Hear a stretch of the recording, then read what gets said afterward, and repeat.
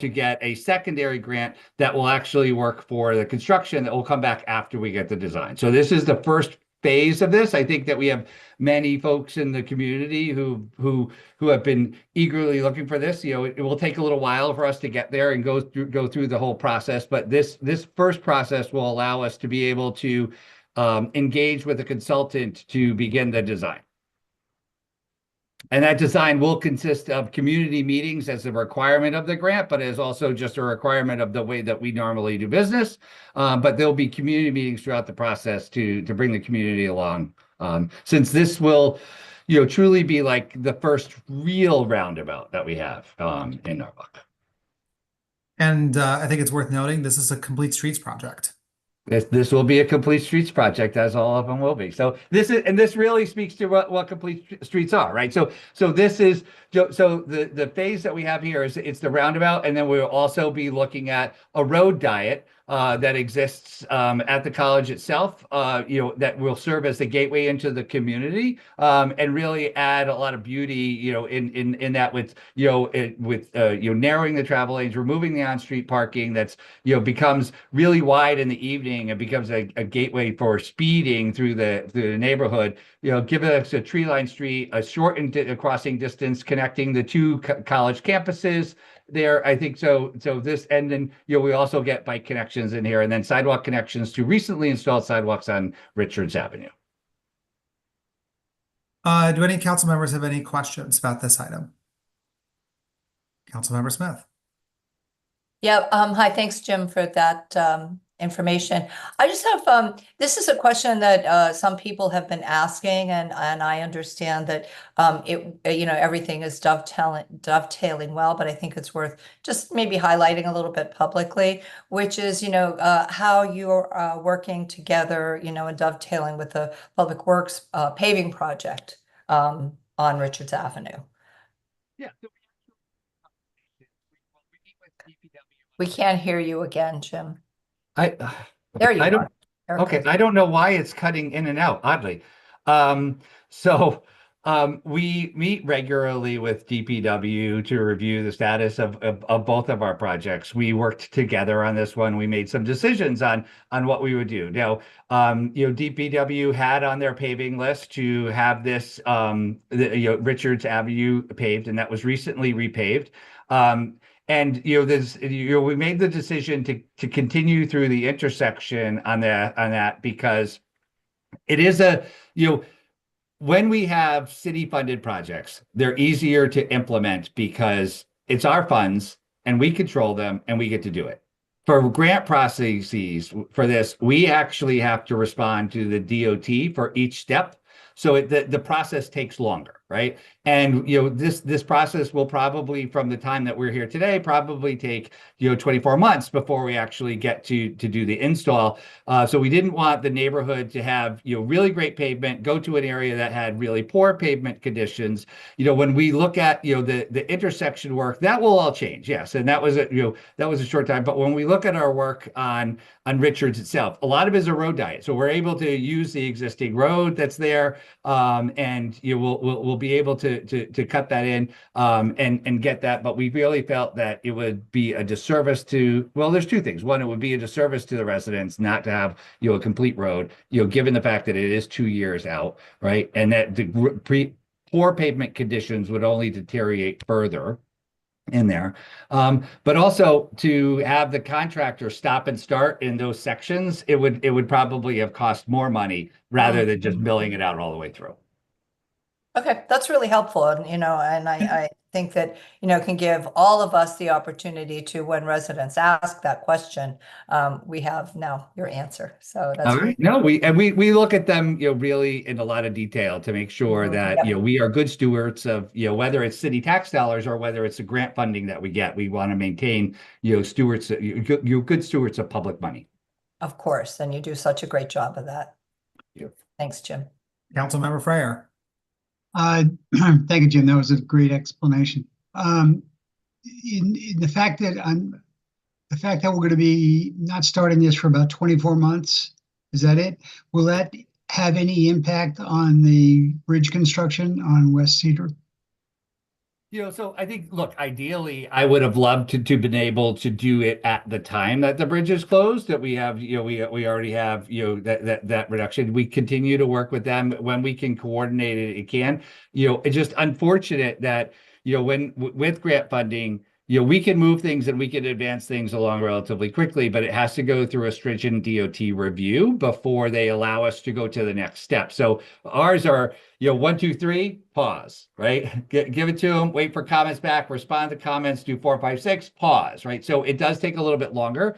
But regardless of whether it would, if we're able to negotiate it to occur at the same time of the bridge, it would be great because we already have a reduction of traffic on West Cedar, right? If it doesn't happen that way and it goes afterwards, we know the project limits of the bridge. We know where we are. We're not going to negatively impact anything that has to do with the bridge, and we will still have traffic flow through the area. So I think we're comfortable that we're going to be able to make that work. But it may be that the community is in construction a little bit longer because we may finish one and then lead into the next. Yeah. But I guess there will be continual traffic going through that cross section during construction. So in other words, we're not going to have to detour the people because the detour for the bridge is kind of onerous. Yeah, so I don't think we're going to see the level of detour with the bridge because we will always work to try to maintain, whether it's one-way alternating traffic that gets a little bit longer of a delay that gets you through there. But we think that we will be challenging the designer to work with in a situation because we recognize that there's not an easy route around that area, right? Right. Okay, good. I think it's just I would important. imagine there wasn't a whole lot of crossover between the paving that would have to be redone for the roundabout and the fact that, a lot of that paving goes all the way down.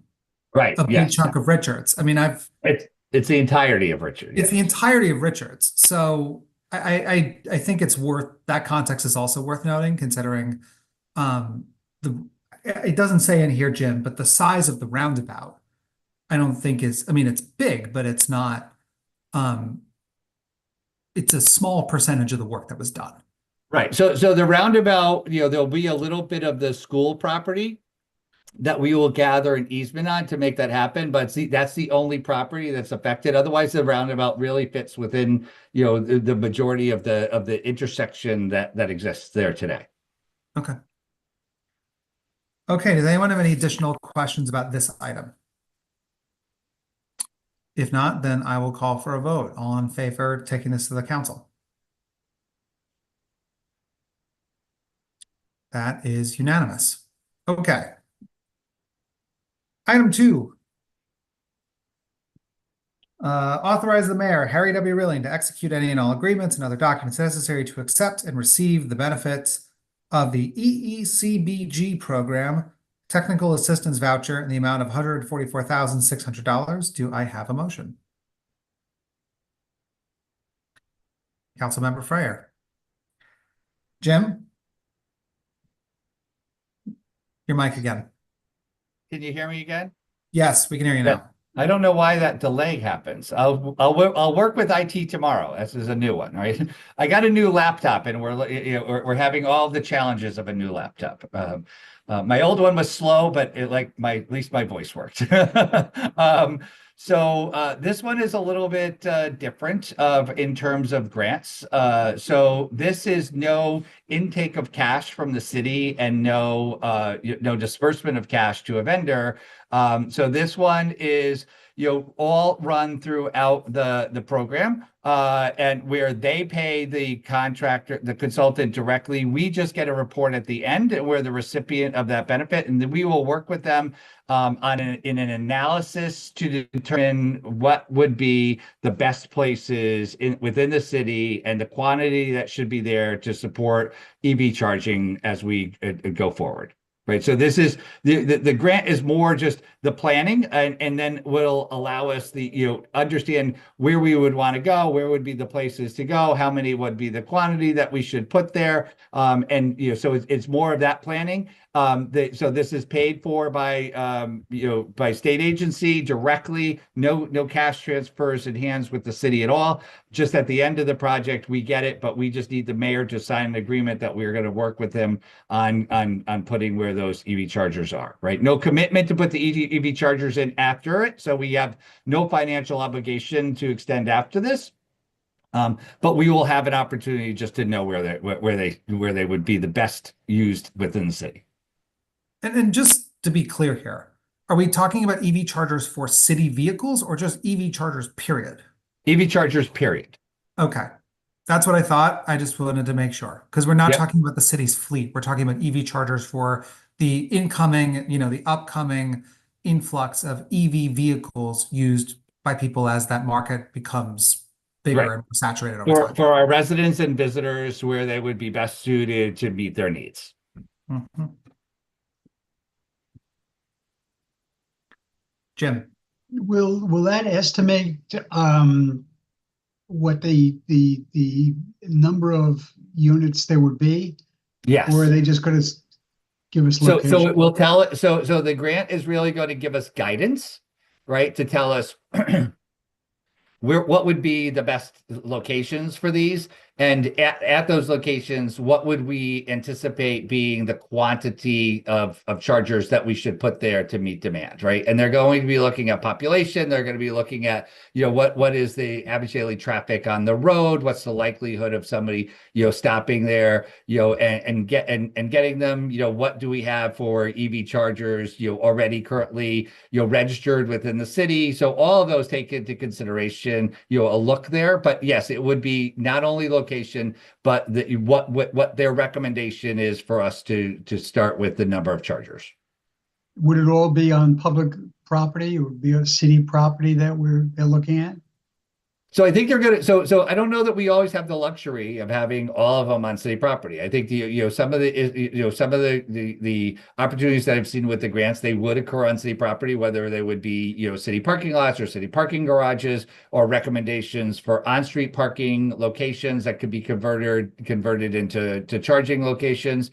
But I think they may also look at where there's no on-street chargers necessary. They'll recognize that where there is no city parcels readily available, but there's a demand that they forecast, that they'll recognize that is in this general area, right, little circle, that we should look at that, and it would also help for private development of EV chargers as well.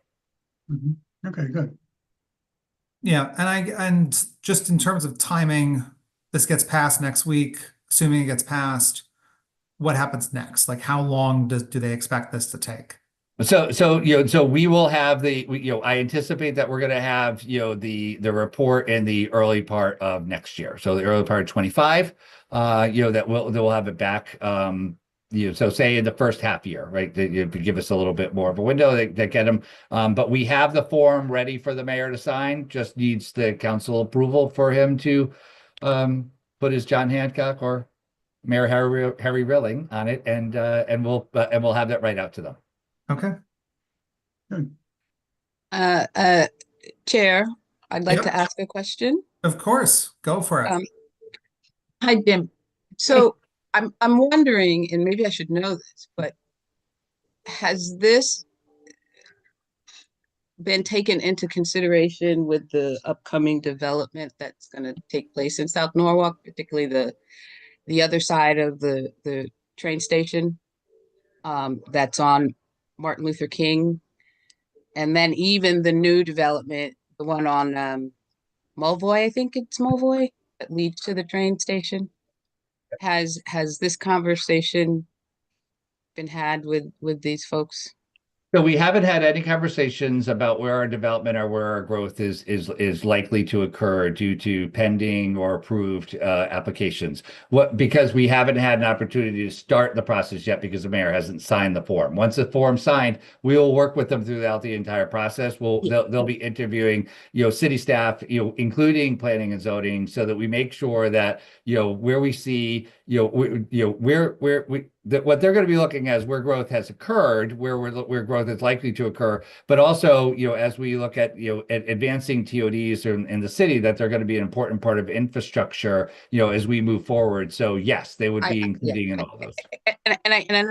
I'm not implying that it should already be done. I'm asking if the questions were asked even prior to this, just in the development idea about EVs, right? Electrical chargers in communities. South Newark is just growing and there's not a lot of space. So I think we need to at least think outside of the box and maybe have those conversations now. I'm not saying that the city would have to pay for it, because you did mention that it could possibly be on private property, but having those conversations before we get to the point where there's no more land, everything is done, and then someone would then have to go back in and then pair up to put something in, is what I'm saying. And so even, you know what I mean? So I was just wondering if that was a conversation that was had with folks. So it's separate from this, we've had some, I think, so separate from this grant. This is Oh, you're going in and out. I'm sorry. Oh, I'm so sorry. This is annoying. I'm probably more annoying for you, right? But going into this phase, this was an internal conversation that we had that we really need to take a proactive look at where we need to have this development. That's what precipitated this grant to begin with, right? We will have those conversations about where that growth, when they start to do the analysis. But we have looked, we continue to work with the parking authority as it relates to facilities. We've contracted with a vendor there who, they do the monitoring of the station and will come back with a recommendation to us if we should add additional ones. Now, we don't have them inside the train station, and it's in this train station parking garage itself. It was on the parking lot side that was removed with the recent remediation that is currently ongoing over there. But that's kind of what we said is like, we really need to take more global approach, a global look at what, where this demand should be, rather than making our best guess. We had this opportunity within the state to apply for this grant that they would give us the guidance, in a statistic, really going for the people who are looking at this and understand, where this, what the emerging need is going to be. But all of those could be considerations, as we move forward. But I do think it was a proactive approach on the city to make sure that we get them in the right place. Right.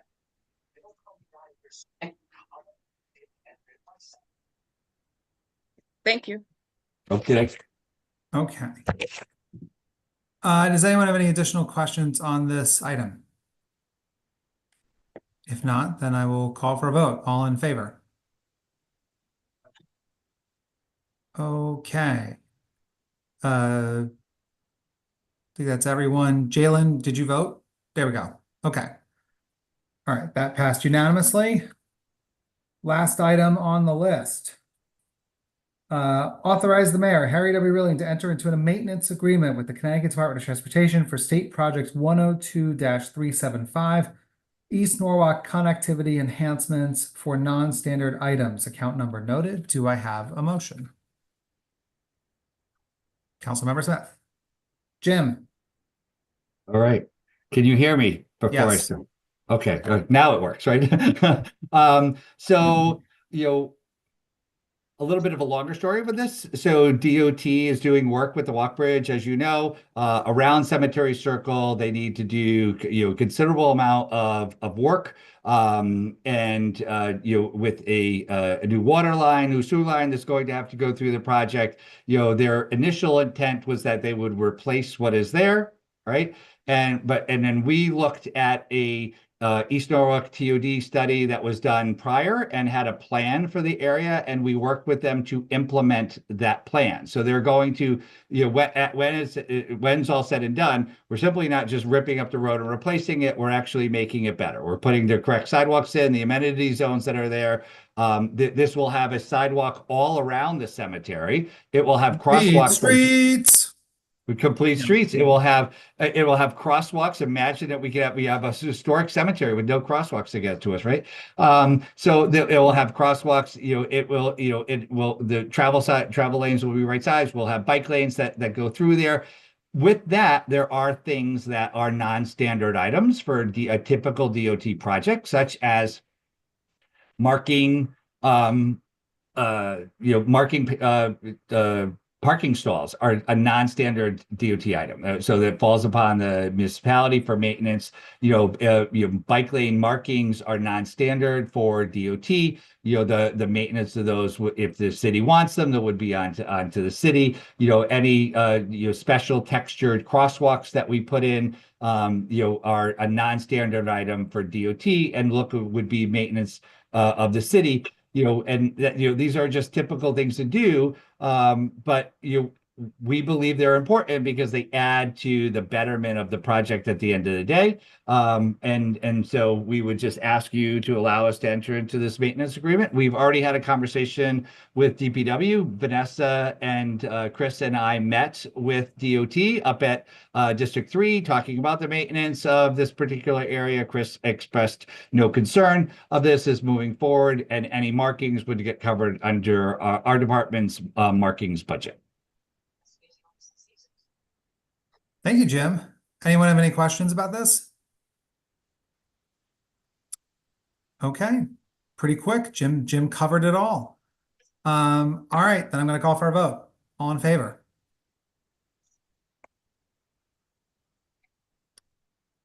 I think that's everyone. Heather? I don't know if Heather voted. I just want to make sure. I'm gonna abstain. I haven't seen the project yet. Sorry. Okay, so that was, I think, 1, 2, 3, 4. So everyone voted in favor except for Heather, who abstained. So for the minutes. Right. Okay. That is it in our agenda. The only thing I note before asking for the last motion is to say that obviously as budget season begins, I know that we were talking about having sort of a discussion about sort of capital budget and budget, sort of just an early preview of especially some capital budget considerations. That's a next month thing. Frankly, I forgot to put it on this month's agenda, so my bad. With that, do I have a motion? Councilmember Freyer. It's a motion to adjourn. All right, everyone. Good night. All in favor, right? Are we Yeah, just- I know. Yes. Good night. All right. Thanks, everyone.